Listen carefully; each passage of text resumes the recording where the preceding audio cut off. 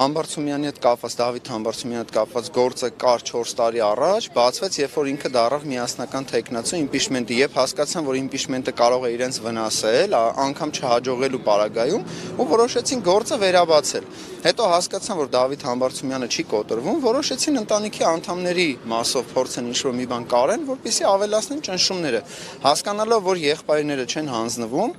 կփորձեն նաև այլ բռնաճնշումներ օգտագործել այլ հարազատների կամ գործնականում գտնել ինչ-որ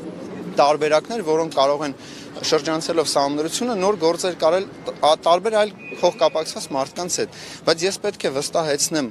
լինելով եւ որպես հանրապետական եւ ճանաչելով Դավիթ Համբարձումյանին, որ Դավիթ Համբարձումյանը չի կոտրվել ու Դավիթ Համբարձումյանը այնտեղ է նա, ով ընդդիմություն լինելով, ընդդիմադիր լինելով Նիկոլի թվին հաղթել է հենց Նիկոլին։ Այսինքն մենք հասկանում ենք, որ կամքի ուժը